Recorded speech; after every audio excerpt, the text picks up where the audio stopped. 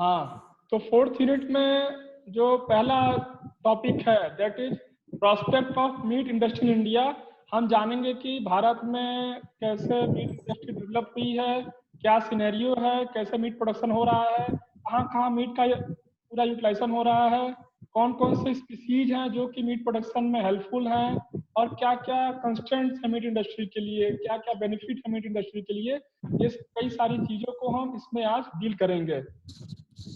तो पहली स्लाइड है लाइव स्टॉक रिसोर्स के बारे में। मतलब कि जो भी लाइव स्टॉक प्रोडक्ट है जैसे कि मिल्क, मीट, एग और ऊल, इसको इसके प्रोडक्शन के लिए कौन कौन रिस्पॉन्सिबल है, कौन कौन सी स्पीसीज रिस्पॉन्सिबल है, हम उसके बारे में जानेंगे।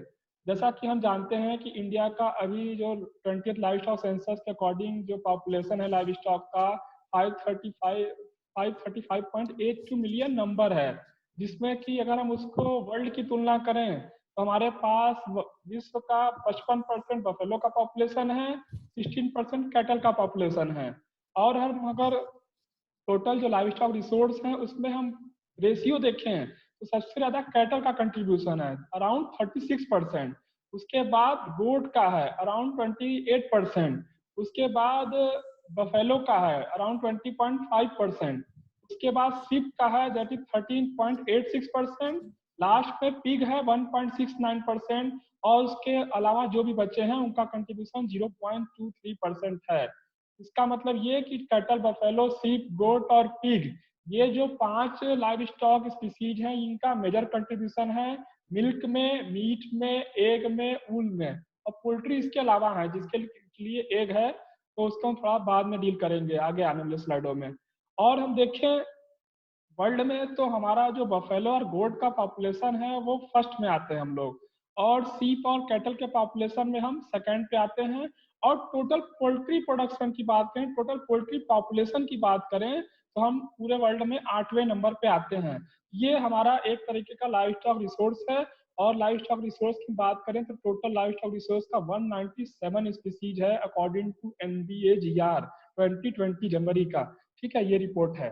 तो अगर हम देखें कि 20th लाइव स्टॉक सेंसस की बात कर रहे हैं अभी हम, तो 20th लाइव स्टॉक सेंसस में देखें जो मेजर स्पीसीज है जो कि मिल्क, मीट, एग और उल प्रोड्यूसिंग है, उसमें से पहला अगर कैटल की बात करें तो उसका पॉपुलेशन अभी है 192.52 मिलियन नंबर। ठीक है, उसके बाद बफेलो की बात करें तो उसका पॉपुलेशन अभी है 20th लाइव स्टॉक सेंसस के अकॉर्डिंग 109.85 मिलियन नंबर। उसके बाद हम सीप की बात करें, शिप में 74.26 मिलियन नंबर पॉपुलेशन है। इसी तरह गोट का 148.88 है। और लास्ट में पिग का 9.06 मिलियन नंबर पॉपुलेशन है। ये जो स्पीसीज है जिसको मैंने अंडरलाइन किया है, ये major livestock product producing species है। तो इसका पॉपुलेशन हमें याद रखना इंडिया में कितना है, उसके साथ साथ बिहार में कितना है, आपको अपने कॉपी में नोट्स में लिखना है। मैं एग्जाम में इसको पूछ सकता हूँ बिहार का भी कितना है। ठीक है, और total live stock population 535.82 million number है, ये मैंने आपको बता दिया है ऑलरेडी। ठीक है, तो इस तरीके से ये मेजर लाइव स्टॉक रिसोर्स है हमारा। ठीक, अब हम इसके बाद नेक्स्ट स्लाइड पे चलें तो हाँ, तो हम आज prospect of meat industry in India की बात कर रहे हैं। तो मेजर लाइव स्टॉक में जो मीट प्रोड्यूसिंग हमारे पास स्पीसीज हैं जो जो कि पोल्ट्री, बफेलो, कैटल, गोट और पिग। तो हम देखें हमारा जो मीट प्रोडक्शन है 2018-19 के लिए वो है 8.1 मिलियन टन। ये रिपोर्ट जनवरी में आया था अभी भारत का, 2018-19 के लिए 8.1 मिलियन टन मीट प्रोडक्शन है हमारा, जिसमें कि सबसे मेजर कंट्रीब्यूशन है पोल्ट्री का 50.06। मतलब 8.1 है, इसका 50% कर दे तो 4 मिलियन टन जो मीट है वो सीधे पोल्ट्री से प्रोड्यूस हो रहा है। उसके बाद जो मेजर कंट्रीब्यूशन है बफेलो का दैट इज 19.05%। बफेलो का प्रोडक्शन इसलिए भी ज्यादा है क्योंकि हमने मेल बफेलो काफ का साल्वेजिंग स्टार्ट कर दिया है। उसके साथ साथ इसका एक्सपोर्ट सिनेरियो बहुत अच्छा है। ठीक है, बफेलो के बाद जो उसके बाद नेक्स्ट कंट्रीब्यूशन है, उसके बाद गोट का दैट इज 30.53%। उसके बाद शिप का 8.36%। उसके बाद पिग का है दैट इज 4.98%, और लास्ट में कैटल का है 4.02%। आप सोच रहे होंगे कि कैटल का पॉपुलेशन मतलब यहाँ पे स्लॉटर इंडिया में बैन है तो यहाँ 4.02% कैसे लिखा है। कुछ स्टेट हैं जैसे केरला कि उरला है ना सर, आप लोग बीच केरला में बोलेंगे बंगाल। नहीं, तो मैं बोलूंगा कोई नहीं बोलेगा, लास्ट में जिसको बोलना है बोलेगा, ठीक है। Yes sir. तो हाँ, कैटल कैटल का 4.02% है मीट प्रोडक्शन में योगदान, इसलिए क्योंकि केरला है, वेस्ट बंगाल है, वहां पे ये स्लॉटर इनका बैन नहीं है, तो इसलिए कैटल का भी कंट्रीब्यूशन है, ठीक है। ये सब चीजें हैं लाइव स्टॉक मतलब मीट प्रोडक्शन से रिलेटेड स्टैटिस्टिक्स, और किस स्पीसीज का कितना योगदान है उससे रिलेटेड, ठीक है। अब उसके बाद हम नेक्स्ट स्लाइड चले, तो annual growth rate of meat production की बात करें, तो जो ग्रोथ रेट की बात करें तो इस साल जो पिछले साल का जो ग्रोथ रेट है 5.99% है, लेकिन उसके पहले की ग्रोथ रेट की बात करें 3.66, ये डिक्रीज हुआ था 2017-18 में, क्योंकि जब 2016-17 में इंडिया में खासकर यूपी गवर्नमेंट ने, योगी सरकार ने क्या किया कि स्लॉटर हाउस वहां पे जो भी बूचरी हैं जिनका एफएसएसएआई के तहत स्टैंडर्ड्स नहीं था, लेजिस्लेशन नहीं थे, उनको उन्होंने बंद कर दिया। तो इससे क्या हुआ कि मीट प्रोडक्शन में अचानक से गिरावट आई, ठीक है। लेकिन जब लेजिस्लेशन आ गए तो लोग वहाँ पे जो भी बूचर्स हैं, स्लॉटर हाउस वाले हैं, वो अवेयर हुए, उसके हिसाब से उन्होंने रजिस्ट्रेशन कराया, उसके बाद फिर से हमारा मीट प्रोडक्शन का पीक पकड़ा है। तो हमें ये एक रीजन है कि 2017-18 में मीट प्रोडक्शन का ग्रोथ कम क्यों था। इसमें major contribution UP state government का है, जिन्होंने लेजिस्लेशन को स्ट्रिक्टली फॉलोड किया और उसका परिणाम हमें ये देखने को मिला। ये चीज आप याद रखिए। उसके बाद नेक्स्ट, तो नेक्स्ट हम मीट प्रोडक्शन की बात कर रहे हैं, तो इंडिया में किस स्टेट का कितना योगदान है मीट प्रोडक्शन में। तो हम अगर देखें तो सबसे ज्यादा मीट प्रोडक्शन में जो योगदान है वो उत्तर प्रदेश का है, दैट इज 15.1%। उसके बाद सेकेंड नंबर पे है महाराष्ट्र का, जिसका कंट्रीब्यूशन 12.6% है। थर्ड नंबर पे वेस्ट बंगाल का कंट्रीब्यूशन है, जिसका कंट्रीब्यूशन 10.2% है, ठीक है। फर्स्ट सेकेंड थर्ड आपको याद रखना है। उसके साथ साथ हम बिहार का देखें, बिहार का जो कंट्रीब्यूशन है 4.5% है मीट प्रोडक्शन में, तो और ये 9th नंबर पे आता है, तो हमें बिहार का भी कंट्रीब्यूशन याद रखना है। बिहार का मीट प्रोडक्शन हम 8.1 इंटू 4.5/100 कर ले, तो जितना परसेंट आए, जितना भी डाटा आए वो बिहार का मीट प्रोडक्शन है। तो आपको ये भी याद रखना है, फर्स्ट सेकंड थर्ड पे स्टेट कौन सा है वो भी याद रखना है, ठीक है। तो ये मीट प्रोडक्शन स्टेट का हो गया कि कौन फर्स्ट है, कौन सेकंड है, कौन थर्ड है। यूपी का इसलिए ज्यादा है क्योंकि वहाँ पे एक्टिव स्लॉटर हाउसेस काफी हैं, लाइव स्टॉक का पॉपुलेशन भी ज्यादा है, इसलिए यूपी का ज्यादा प्रोडक्शन है मीट का। उसके बाद नेक्स्ट देखें तो हम बात कर रहे हैं मीट की, prospect of meat industry in India, तो क्यों लाइव स्टॉक प्रोडक्ट या मीट को हम प्रीफर करें खाने के लिए। तो पहली चीज जो है कि जो हमारा एनिमल फूड है या लाइव स्टॉक प्रोडक्ट है वो good source of quality nutrient है, जिसकी बायो अवेलेबिलिटी बहुत ज्यादा है, जिसमें कि fat, protein, carbohydrate and mineral. खासकर जो प्रोटीन अवेलेबल है लाइव स्टॉक प्रोडक्ट से उसकी बायोबिलिटी ज्यादा है, क्योंकि उसकी डाइजेस्टिबिलिटी भी ज्यादा है, that is around 90 to 97% digestibility है एनिमल सोर्स प्रोटीन की। लेकिन वेजिटेबल सोर्स हम प्रोटीन लेंगे तो इसमें काफी वेरिएबिलिटी है, 75 to 99% रिपोर्टेड है, लेकिन इसका एवरेज ही आता है कि 70 से 80% की डाइजेस्टिबिलिटी होती है प्लांट सोर्स की। क्यों? क्योंकि प्लांट सोर्स में फाइबर ज्यादा होता है, ठीक है। उसके बाद जो प्रोटीन एनिमल सोर्स का मैंने बता दिया कंप्लीटली डाइजेस्टेबल है और न्यूट्रिशनली सुपीरियर है। क्यों सुपीरियर है? क्योंकि ये हाईली बायो अवेलेबल है, बायोअवेलेबिलिटी बहुत ज्यादा है। आप मिल्क का देख लो, मीट का देख लो, एग का देख लो, हम इसको जितना खाते हैं उससे उतना मिल जाता है, इसलिए ये हाईली बायो अवेलेबल है। दूसरी बात कि जो भी एनिमल सोर्स प्रोटीन है इसमें एसेंशियल अमीनो एसिड सारे पाए जाते हैं, यहाँ पे कोई डेफिशिएंट नहीं होता। लेकिन हम प्लांट सोर्स प्रोटीन की बात करें तो वहां पे कोई ना कोई amino acid, essential amino acid deficient होगा। इसी तरह हम देखें तो कई सारे सीरियल्स ग्रेन हैं जिसमें लाइसिन की कमी पाई जाती है, कई सारे लेग्यूम्स हमारे पास हैं जिसमें मैथियोनिन की कमी पाई जाती है, खासकर पल्सेस में।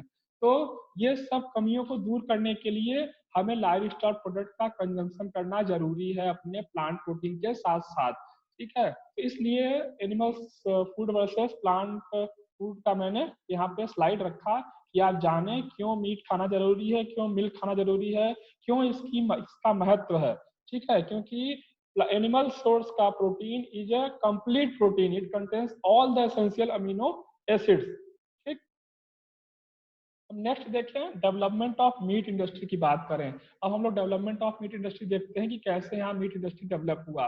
तो हम लोग बात करें शुरुआत में जब हमारा देश आजाद हुआ तब वैसे मीट इंडस्ट्री डेवलप नहीं था, तब हमारे पास कोई लेजिस्लेशन नहीं थे, मीट का स्लॉटर इसी तरह होता था। लेकिन क्या हुआ कि 8 5 ईयर प्लान में कुछ गवर्नमेंट नॉर्म्स आए और MFPO that is meat food products order 1973 में आया। उसके बाद से कई सारे गवर्नमेंट स्लॉटर हाउसेस और कई सारे प्राइवेट स्लॉटर हाउसेस आए। तो उसमें हमने देखा कि 8 5 ईयर प्लान जो था हमारा, 8 5 ईयर प्लान में 5 प्राइवेट सेक्टर एक्सपोर्ट एबेटार्स वर कंप्लीटेड। मतलब 8वें 5 ईयर प्लान में 8 एक्सपोर्ट ओरिएंटेड एबेटार खुले। उसके साथ साथ 1990 और 91 के दौर में 8 9 मॉडर्न एबेटार खोले गए। ये सब चीजें हैं। लेकिन प्राइवेट में कौन कौन सी कंपनी है जो सबसे ज्यादा उनका चलन है? आज उन कंपनियों का नाम हम देखें तो अलाना सन्स है, उसके बाद अल कबीर है, हिंद इंडस्ट्री है। ये सब major export oriented slaughter houses हैं इंडिया में, जिनका मेनली जो स्लॉटर हाउस है वो लोग पूरा बफेलो मीट बेचते हैं। और इनका जो बफेलो मीट है वो अधिकतर मिडिल ईस्ट एशियन कंट्री में जाता है, जो कि मुस्लिम कंट्रीज हैं। इसलिए जो भी इंडिया से प्रोडक्ट एक्सपोर्ट हो रहा है वो मोस्टली हलाल स्लॉटर्ड है।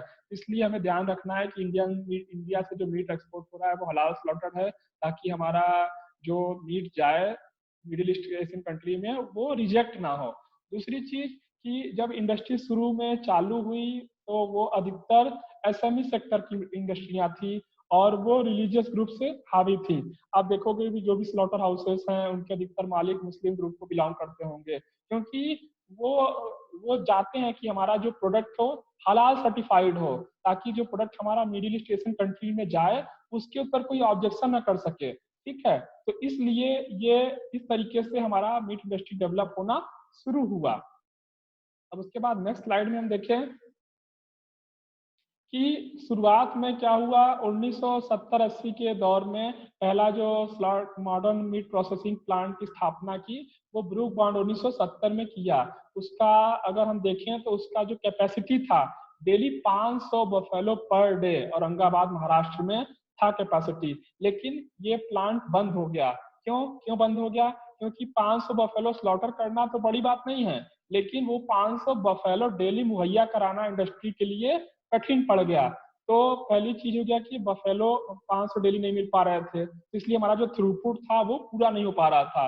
इस तरीके से क्या हुआ कि जो कॉस्ट ऑफ प्रोडक्शन है बफेलो मीट का हाई हो गया। क्यों? क्योंकि हमारे पास बफेलो नंबर ऑफ बफेलो कम आ रहे हैं स्लॉटर करने के लिए, मीट कम प्रोड्यूस हो रहा है, लेकिन जो इंडस्ट्री चलाने में जो खर्चा आ रहा है खर्चा तो उतना ही आएगा। उस खर्चे को हम कहाँ से निकालेंगे? हम उस खर्चे को एक्सपोर्ट करके या जो भी सेल करके निकालेंगे। इस तरीके से ये दूसरा कंस्टेंट रहा।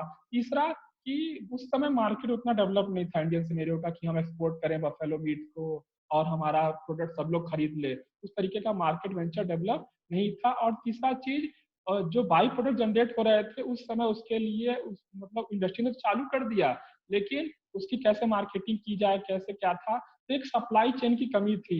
उस सप्लाई चेन को इंडस्ट्री संभाल नहीं पाई और उन्होंने उसको फिर एलाना सन्स, जो कि आज मेजर इंडिया का सबसे बड़ा मीट एक्सपोर्टिंग कंपनी है, ठीक है, जो कि मिडिल ईस्ट एशियन कंपनीज को बेचता है अपना सारा सामान, तो उसको बेच दिया। इस तरीके से हमारे मीट इंडस्ट्री की स्थापना हुई है, इस तरीके से चल रहा है। आज बहुत सारी एक्सपोर्ट ओरिएंटेड स्लॉटर हाउस है इंडिया में, इवन बरेली में भी है, कानपुर देखोगे, उन्नाव, बिहार में भी 2 है। ठीक है, तो ये है। और बिहार में जो 2 है ना, वो दोनों बफेलो मीट ही स्लॉटर करके बेचते हैं, एक्सपोर्ट करते हैं। आप लोग थोड़ा सा इंटरनेट पे जाकर देखिएगा कि बिहार में कहाँ पे है ये एक्सपोर्ट ओरिएंटेड स्लॉटर हाउसेस। ये सब चीजें हैं, धीरे धीरे डेवलप हुई हैं। उसके बाद अब देखें कि factors favouring meat sector development, क्या क्या फैक्टर्स हैं जिनकी वजह से हमारे इंडिया में मीट सेक्टर डेवलप हुआ है, क्यों इतना एक्सपोर्ट कर पा रहे हैं बफेलो मीट का हम, क्यों, रीजन क्या है? रीजन पहले क्या है कि low cost of production of meat type of animal. यहाँ पे क्या है कि हमारा लाइव स्टॉक पॉपुलेशन बहुत ज्यादा है, खासकर हमें मीट एनिमल मुहैया हो जा रहा है जो कि 2 साल के एज पे। दूसरी चीज कि 2 साल के एज पे क्यों मिलना शुरू हो गया, क्योंकि हमने साल्वेजिंग ऑफ मेल बफेलो काफ चालू कर दिया है।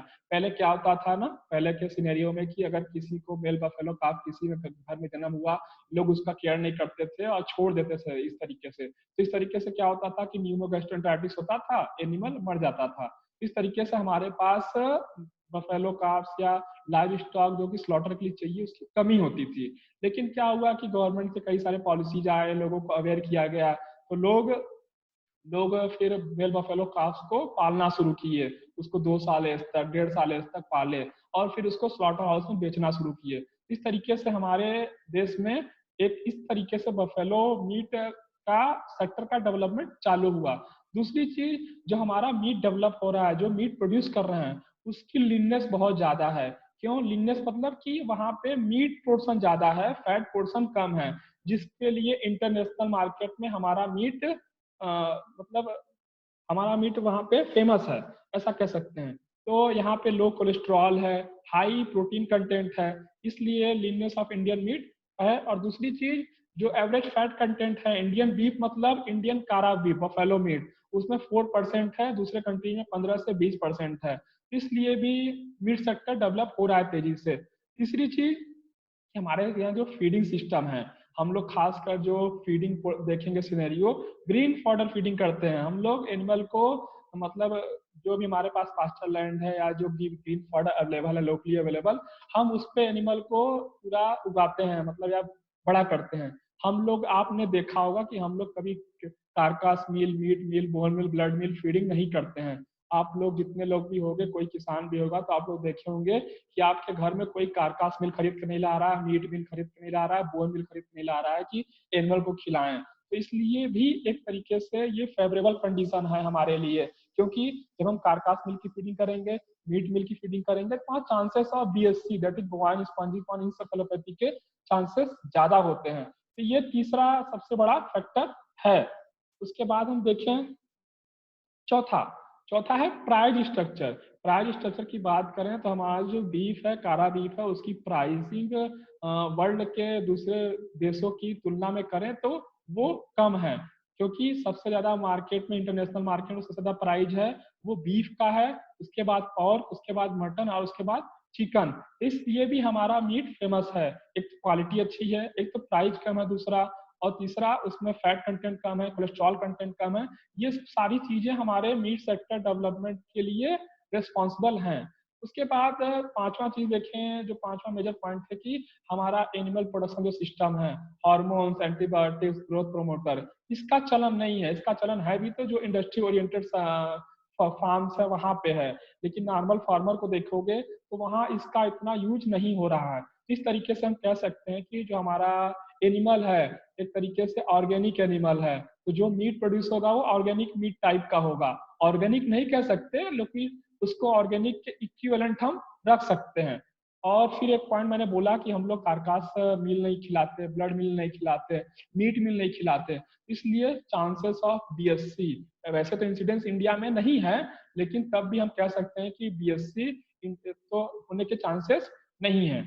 और last but not the list कि हमारा जो कंट्रीज का एक्सपोर्ट सिनेरियो है, वो सबसे अच्छा जो रिलेशन है हमारा मिडल ईस्ट कंट्री से है, जैसे कि वियतनाम सोशल रिपब्लिक हो गया, उसके बाद इंडोनेशिया हो गया। सब सारी कंट्रीज हैं जो कि मुस्लिम कंट्रीज हैं, उनको हलाल मीट, सर्टिफाइड मीट चाहिए, तो इसलिए हमारा लाइजन बना हुआ है, एक्सपोर्ट करने में आसानी हो रही है, मार्केट करने में आसानी हो रही है। ये सब काफी सारे फैक्टर्स हैं जिन्हें हमें ध्यान में रखना है। अब हम देखिए trends in meat production and processing. अब हम जान रहे हैं कि हम तो मिल्क प्रोडक्शन में वर्ल्ड में टॉप पे हैं, that is more than 187.7 million tonne, ठीक है, जो कि हमारा लाइव स्टॉक का मेजर प्रोडक्शन है। लेकिन जो मीट प्रोडक्शन है 8.1 मिलियन टन है, मैंने बताया ये, जो कि वर्ल्ड का सिर्फ 2% है। हमारे पास इतना मेजर लाइव स्टॉक पॉपुलेशन है, तब भी हम 2% वर्ल्ड का मीट प्रोड्यूस कर पा रहे हैं, जिसमें से कि 50% that is 4 million tonne of poultry meat है, ठीक है। उसके अलावा जो भी बच रहा है उसमें बफेलो है, कैटल है, पिग है, सीप और गोट मीट है, ठीक। और हम बात करें कि इंडियन कंडीशन में हमारे जो मीट खाने की हैबिट है, हम लोग क्या है फ्रेश मीट खाने का आदी हैं इंडियन कंडीशन में। कोई कोई अगर एनिमल स्लॉटर हो रहा है, हम स्लॉटर कराते हैं, अपने मनपसंद का कट या पीस खरीद के लाते हैं, बना लेते हैं। ठीक है, हमारे पास कोई फ्रिज का कंसेप्ट नहीं है, कोई फ्रोजन का कंसेप्ट नहीं है कि हम पैकेज मीट खरीद के लाए, उसको थाव किया, बनाया। तो इसलिए जो डोमेस्टिक मार्केट है, हम कहेंगे कि मोस्टली कन्फाइंड है फ्रेश मीट के लिए। फ्रेश मीट वो मीट है कि जिसका हमने कोई प्रोसेसिंग नहीं किया है, फ्रीजिंग या चिलिंग। ठीक है, सिर्फ हमने हॉट डिबोन्ड प्री राइगर मीट को जो ऑब्टेन किया है, उसको हम लोग बोलेंगे फ्रेश मीट, जो कि इंडियन कंडीशन में जिसको खाने का चलन है। और दूसरी चीज, जो टोटल मीट प्रोड्यूस हो रहा है दैट इज 8.1 मिलियन टन, उसमें से 90% मीट हम लोग प्री राइगर हॉट डिबोन्ड मीट खरीद के लाके घर पे बना के खाते हैं। उसके अलावा जो 10% मीट बच रहा है, 2% क्या हो रहा है कि वो दुकानों पे कहीं कबाब बिक रहा है, कहीं लेग पीस बिक रहा है, कहीं कहीं मतलब कहीं कुछ भी बिक रहा है। मतलब जो मार्केट में प्रोडक्ट अवेलेबल है, वो 2% यूटिलाइज हो रहा है टोटल मीट प्रोडक्शन का। उसके बाद जो एक्सपोर्ट हो रहा है, जो कि मैं बात किया, एक्सपोर्ट बफेलो मीट का एक्सपोर्ट हो रहा है, सीप एंड गोट का एक्सपोर्ट हो रहा है, वो सिर्फ 8% है। तो हमें ये प्रोपोर्शन याद रखना है कि 90% फ्रेश मीट यूटिलाइज हो रहा है, 2% का वैल्यू एडिशन हो रहा है, और 8% का हमारा एक्सपोर्ट हो रहा है। अब मैं एक्सपोर्ट पे बात करूं तो एक्सपोर्ट में सबसे ज्यादा जो एक्सपोर्ट हो रहा है वो बफेलो मीट का इंडिया से हो रहा है। हम इसीलिए हम इसको ब्लैक गोल्ड भी कहते हैं। आगे मैं डिस्कस करूंगा भाई, we are saying that buffalo meat is considered as black gold. So buffalo meat 1.54 million tonne है अकॉर्डिंग टू DHD 2018-19 के लिए। और ये क्यों हो पा रहा है? क्योंकि हमारा डोमेस्टिक मीट कंजप्शन बढ़ा है। दूसरी चीज, एक्सपोर्ट सिनेरियो में दूसरे कंट्रीज से हमारे बफेलो मीट की मांग ज्यादा है। और साल्वेजिंग ऑफ मेल बफेलो काफ, क्योंकि हमने मेल बफेलो काफ्स को मतलब पालना शुरू कर दिया है, हमने उसको ध्यान देना शुरू कर दिया है। तो इसलिए हमारे बफेलो मीट का दिन प्रतिदिन प्रोडक्शन बढ़ता जा रहा है, इस वजह से स्लॉटर बढ़ता जा रहा है, इस वजह से डिमांड बहुत ज्यादा है। दूसरी चीज, अब हम एक्सपोर्ट ऑफ एनिमल प्रोडक्ट की बात करें, जो हम एक्सपोर्ट कर रहे हैं भारत से लाइव स्टॉक प्रोडक्ट, उसमें क्या क्या कैटेगरी है? कैटेगरी हमें पता होना चाहिए कि हम लोग बफेलो मीट एक्सपोर्ट कर रहे हैं, सीप और गोट मीट एक्सपोर्ट कर रहे हैं, पोल्ट्री प्रोडक्ट एक्सपोर्ट कर रहे हैं। पोल्ट्री प्रोडक्ट में बहुत सारी चीजें हैं, पोल्ट्री मीट है, पोल्ट्री के डिफरेंट कट्स हैं, इवन एग है, ठीक है, एग पाउडर है, ये सब याद रखना है। फिर डेयरी प्रोडक्ट्स में कई सारी कैटेगरी हैं, एनिमल कैसिंग्स भी हम लोग एक्सपोर्ट कर रहे हैं, प्रोसेस मीट भी एक्सपोर्ट कर रहे हैं लेकिन बहुत कम मात्रा है, उसके बाद एल्बुमिन भी एक्सपोर्ट कर रहे हैं, और नेचुरल हनी। तो ये 8 कैटेगरी है टोटल, आपको कैटेगरी पता होना चाहिए। और सबसे ज्यादा बफेलो मीट का वॉल्यूम है यहाँ पे, कि मतलब हम लोग टोटल लगभग 30,500 करोड़ का बिजनेस कर रहे हैं एक्सपोर्ट से, उसमें से 25,000 करोड़ का बफेलो मीट का टर्नओवर है। ये बहुत बड़ी बात है, इसलिए हमारे बफेलो मीट एक्सपोर्ट सेक्टर का डेवलपमेंट हुआ है, ये हमें याद रखना है। ठीक है, ये हो गया। अब उसके बाद हम बफेलो मीट की बात कर रहे हैं ना, बफेलो मीट का मेजर रोल है एक्सपोर्ट में, जो कि इंडियन मीट इंडस्ट्री के लिए रिस्पॉन्सिबल है। बफेलो मीट में मैंने बताया कि 25,000 करोड़ रुपए का है टोटल टर्नओवर 2018-19 के लिए, जो कि अगर हम उसको वॉल्यूम में देखें, वेट में देखें, तो 12,36,638 मैट्रिक टन प्रोडक्शन रहा है बफेलो मीट का एक्सपोर्ट में। ठीक है, ये टोटल 80% है टोटल एक्सपोर्ट का। उसके बाद 3% में सीप गोट मीट और एनिमल कैसिंग पोल्ट्री मीट आता है। तो समझिए आपकी बफेलो मीट ही है जो कि हमारे पूरे एक्सपोर्ट पर हावी है। क्यों? सिर्फ और सिर्फ एक रीजन है, क्योंकि हम क्वालिटी प्रोडक्ट प्रोवाइड कर रहे हैं, उसमें फैट कम है, कोलेस्ट्रॉल कम है, हलाल सर्टिफिकेशन दे रहे हैं, ये सब चीजें हैं। तो ये सब चीजें हमें याद रखनी है। और बफेलो मीट हमारा कहाँ कहाँ एक्सपोर्ट हो रहा है? तो वियतनाम सोशल रिपब्लिक है, मलेशिया है, इंडोनेशिया है, इराक है, म्यांमार है, ये सब जगह हमारा बफेलो मीट एक्सपोर्ट हो रहा है। और इसमें हम वियतनाम की बात करें, वियतनाम क्या कर रहा है आज कि हमसे वो मीट को, बफेलो मीट को इंपोर्ट करके वो चाइना को एक्सपोर्ट कर रहा है। मतलब हमारा मीट चाइना के पास जा रहा है, लेकिन हम सीधे चाइना को एक्सपोर्ट नहीं कर रहे हैं। तो वियतनाम ये काम कर रहा है। अभी मतलब जब हमारे पास ये ऐसा पेंडेमिक सिचुएशन चल रहा है, तो मीट इंडस्ट्री के पीपल ऐसा बोल रहे हैं कि हमें अब सीधे चाइना से लाइजन करना चाहिए, ताकि हमारा मीट हम सीधे हम बेच सके चाइना को। हम क्यों वियतनाम को बेचे, वियतनाम उस पर प्रॉफिट रखे चाइना को बेचे? तो ऐसी पॉलिसी चल रही है अभी गवर्नमेंट सेक्टर में। हो सकता है कल को हम चाइना को भी एक्सपोर्ट कर सकें। अगर हम चाइना को एक्सपोर्ट करेंगे तो हमारा प्रॉफिट बढ़ेगा। तो ये सब चीजें हैं। और उसके बाद हम बात करें तो जो अदर्स प्रोडक्ट हैं मीट के, जैसे कि पोर्क, पोल्ट्री, प्रोसेस मीट, इनका कंट्रीब्यूशन बहुत कम है एक्सपोर्ट में, ना के बराबर है।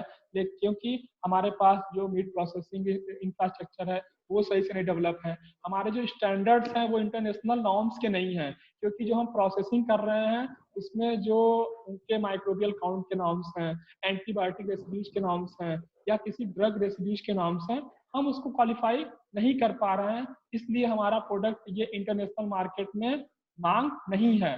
बफेलो मीट में हम स्टैंडर्ड्स को फुलफिल कर पा रहे हैं, इसलिए हम बफेलो मीट को बेच पा रहे हैं। ठीक है, तो ये सब चीजें हमें याद रखनी है। अब हम नेक्स्ट बात करें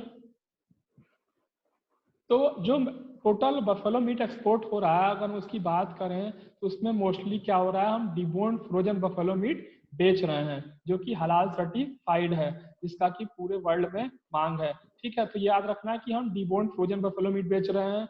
और दूसरी चीज कि अगर बफेलो मीट इस तरीके से बिक रहा है कि 2017 2015-16 के बाद ना, जो अगर हम टोटल एक्सपोर्ट कमोडिटी की बात करें, खासकर एग्रीकल्चरल एक्सपोर्ट कमोडिटी की, तो पहले बासमती राइस हुआ करती थी एक्सपोर्ट कमोडिटी नंबर 1 पे, सबसे ज्यादा डिमांड था। लेकिन क्या हुआ कि बफेलो मीट का एक्सपोर्ट इतना ज्यादा है कि उसने बासमती को क्रॉस कर गया। सबसे ज्यादा एक्सपोर्ट अगर एग्रीकल्चर कमोडिटी में आज किसी का हो रहा है तो है बफेलो मीट। इसलिए बफेलो मीट को जो टर्म दिया गया ब्लैक गोल्ड, हम बफेलो मीट को इसलिए ब्लैक गोल्ड बोलते हैं। ठीक, और हम उसके बाद हम स्लॉटर रेट की बात करें कि एनिमल में हमारे पास इतना टोटल स्पीसीज 535.82 मिलियन नंबर है, उसमें 192 हमारे पास कैटल है, 10 मिलियन नंबर पिग है। तो उसका रेट क्या है स्लॉटर का?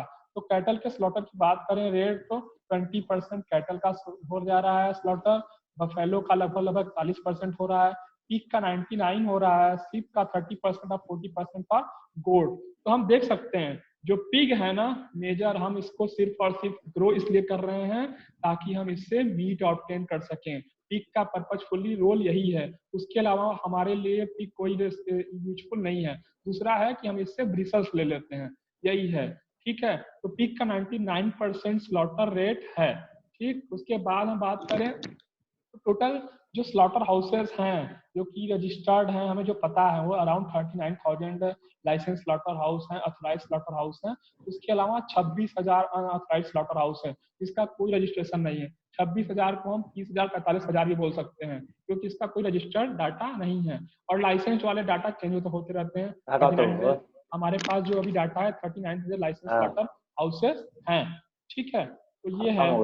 अब उसके बाद नेक्स्ट, उसके बाद हम बात करें टोटल कि कितना एक्सपोर्ट ओरिएंटेड स्लॉटर हाउस हैं, तो हमारे पास इंडिया में अभी 13 मॉडर्न इंटीग्रेटेड अबेटायर्स हैं जो कि एक्सपोर्ट ओरिएंटेड हैं, जिसमें कि मैक्सिमम में बफेलो स्लॉटर होकर सिर्फ एक्सपोर्ट किया जाता है। उनका इंडियन प्रोडक्शन सिस्टम में, इंडियन कंजप्शन सिस्टम में कोई योगदान नहीं है। ये यहाँ पे जो क्वालिटी बफेलो मेल काप्स हैं उनको खरीद के स्लॉटर करते हैं, उसके बाद वो एक्सपोर्ट करते हैं। और ये सारे के सारे जो हैं एक्सपोर्ट ओरिएंटेड स्लॉटर हाउस वो अपीडा रजिस्टर्ड हैं। अपीडा का फुल फॉर्म है agricultural process food and export development authority. ठीक है, और उसके बाद 24 मीट प्रोसेसिंग प्लांट ऐसे हैं जो कि म्युनिसिपल स्लॉटर हाउसेस से कारकास को ऑब्टेन करते हैं। उसके बाद वो लोग उसकी प्रोसेसिंग करते हैं, पैकेजिंग करते हैं, उसके नॉर्म्स चेक करते हैं, उसके स्टैंडर्ड्स चेक करते हैं और उसको स्टैंडर्ड्स के लिए एक्सपोर्ट के लिए तैयार करते हैं। ये सब चीजें हैं एक्सपोर्ट ओरिएंटेड स्लॉटर हाउस से रिलेटेड। और इसके बाद जो भी है, हम पोल्ट्री इंडस्ट्री की बात अगले बार करेंगे। अब हम डिस्कस कर लेते हैं, किसी को कोई प्रॉब्लम हो, किसी को कोई क्वेश्चन चाहिए तो अब सेशन ओपन है, आप पूछ सकते हैं।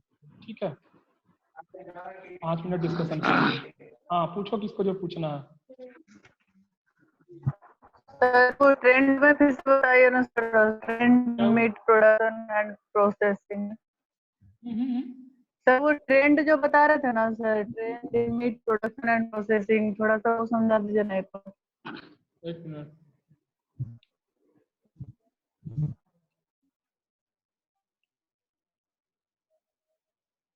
ट्रेंड्स की बात कर रही हूँ। हाँ, यस सर। ओके, मैं स्लाइड शेयर करता हूँ तब तो बताऊंगा।